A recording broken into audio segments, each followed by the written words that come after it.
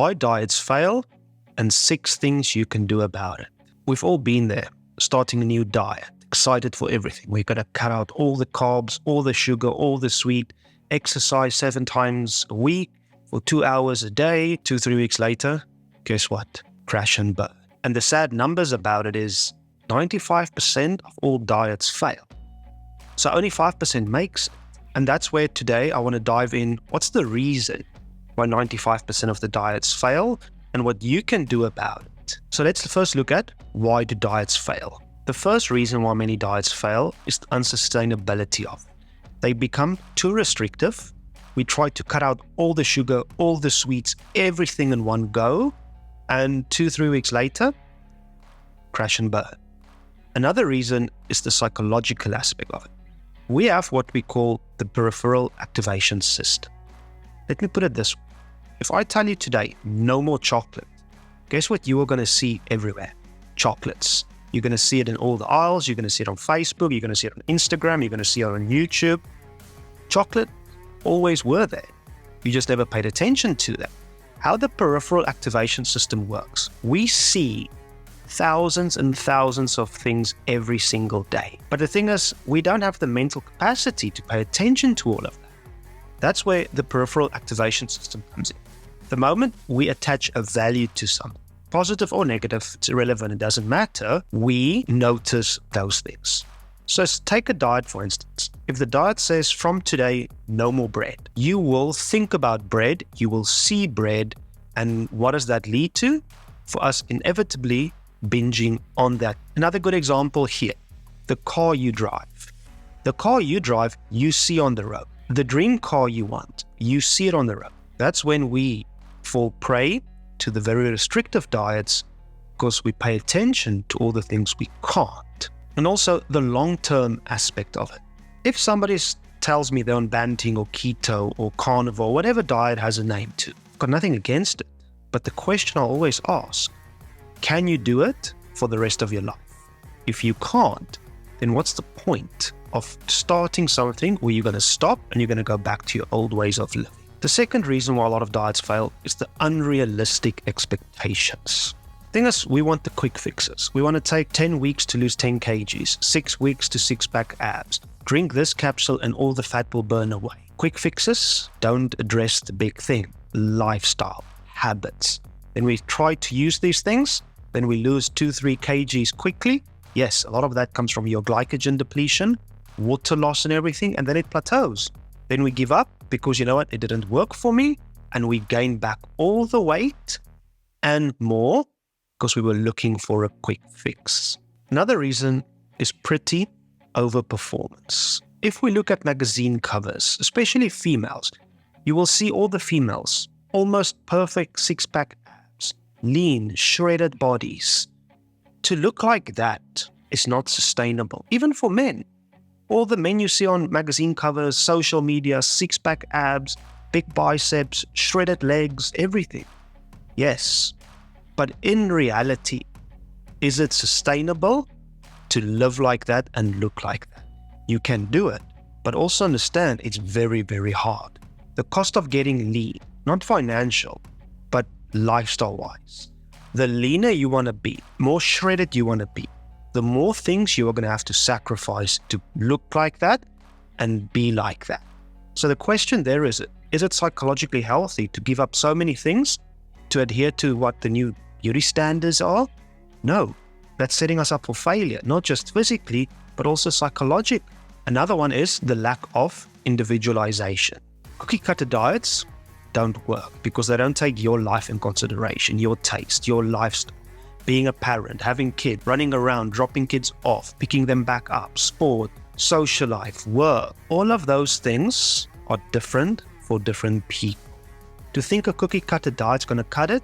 No, it's not. So let's dive into 6 steps to redefine your approach to dieting. Number 1, establish realistic goals. Losing 10 kgs in 6 to 10 weeks, getting that six-pack abs in 6 weeks. Goals like this, they aren't sustainable and achievable. We need to think small steps, incremental steps. Your waistline in 6 weeks is irrelevant. Your health for the next 5-10 years, that's more important. So if you want to lose 10 kgs, okay, you know what? What do I need to change in order to lose that 10 kgs?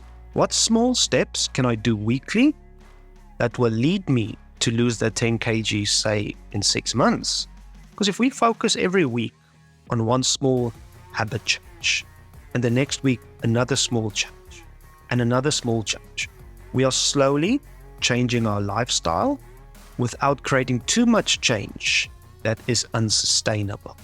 Your goals need to be realistic. Quick fixes won't cut it.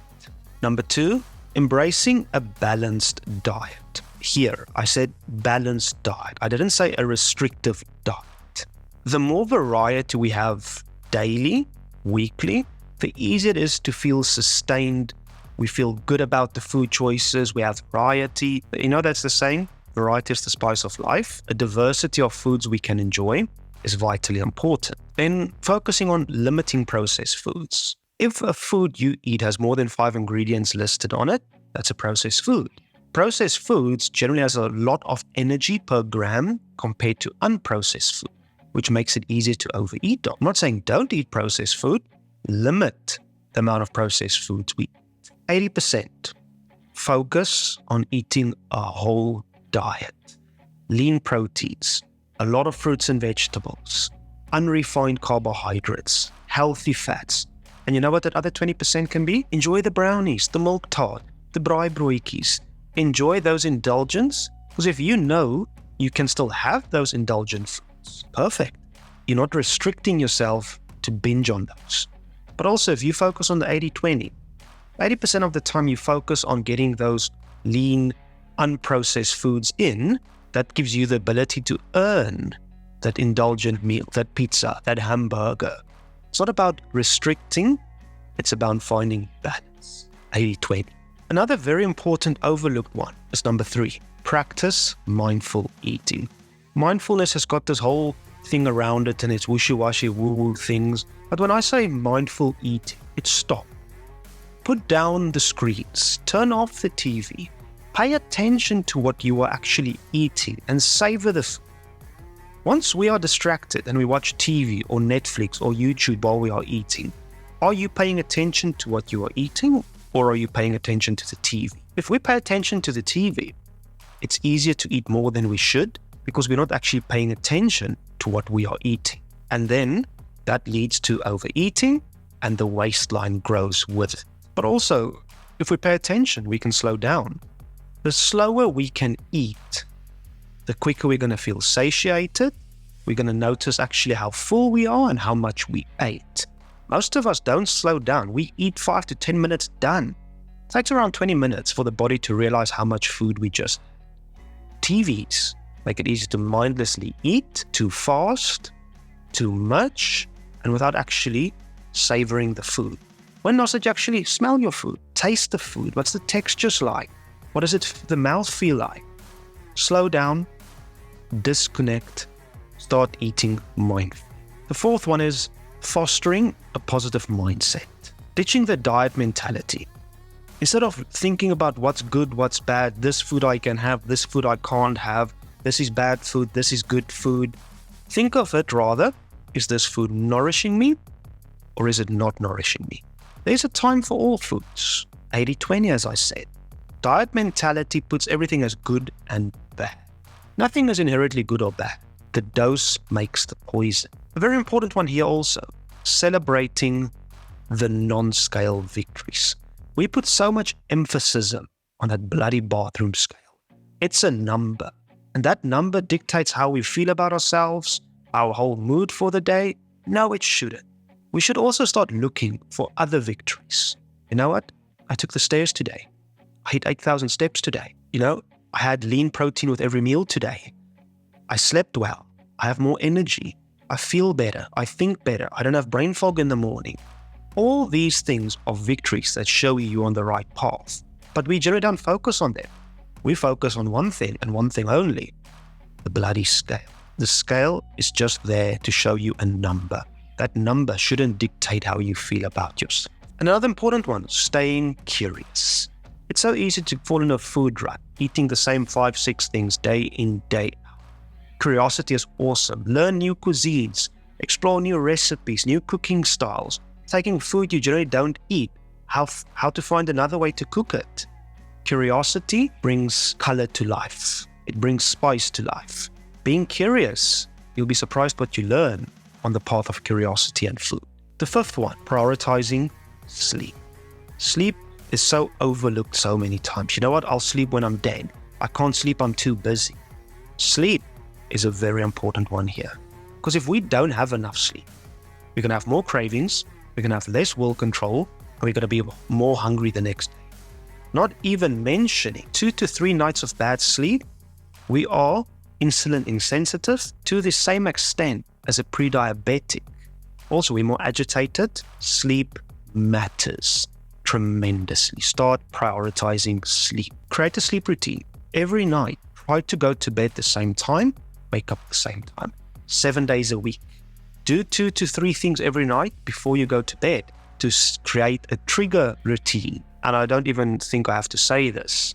Screens in bed will affect your sleep quality. And the sixth one, very, very important, managing stress. The more stress we have, it affects everything I just mentioned. It affects our sleep. It affects our mindset. It affects our hunger and satiety hormones. By not managing stress, we start looking for forms of escape. And that can be things like social media, watching TV too much, not doing the things we have to do, alcohol, drugs, even food. A lot of us escape to food to cope with our stress and emotions. And where does that lead to? More self-loathing, self-doubt, anxiety about how we look, how we feel. If we don't address stress and start working on stress management, we are setting ourselves up for failure in trying to live healthy. It's a very important one, but again, it's one we overlook.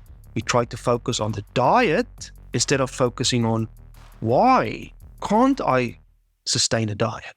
Stress management, it's vitally important. So what I'm going to leave you with is 5 reflection questions I want you to think about over the next few days. Number 1, why am I eating? When you have your meal or you're eating something, question yourself, are you eating out of hunger, out of boredom, or out of habit, or trying to escape from something?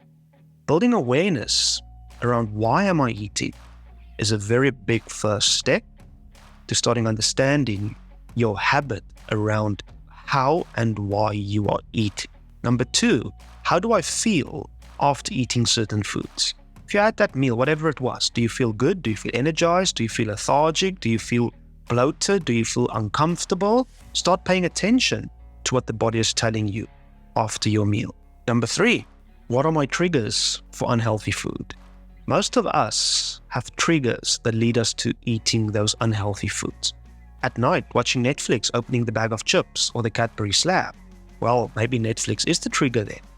You know what? Maybe I'm watching Netflix because there's work I'm avoiding to do that leads me to eat the chocolate or the chips. Maybe 3 o'clock, I always have a donut or a muffin at work. Well, maybe the trigger is 3 o'clock. You build the habit. Start paying attention when you indulge in these unhealthy foods. Number 4, if you had a bad night's sleep or a very stressful day, look how that affected your food choices for the day. You know what? I had a stressful long day at work. I'm too tired to cook. McDonald's, Mr. D, KFC, takeaways, Pizza Hut, Debonair's. Okay, pay attention to those things. Because usually we don't notice these triggers and unhealthy habits until we start paying attention to them. And number 5, what does thriving look like to you? What does living healthy look like for you? What does that mean my day to day is? How do I feel? How do I move? How do I think? How do I nourish my body? Building that long-term goal in your mind, that picture of what my life looks like around food and physical and mental health is a good way to see where I am now compared to where I want to go. Spend time with those 5 questions today, tomorrow, and this week, and start building the awareness. We can't change what we aren't aware of. A diet won't fix that. Start building awareness. I would really appreciate a thumbs up on this video. Share this video with somebody that you think will benefit from it. And remember, be better today than you were yesterday.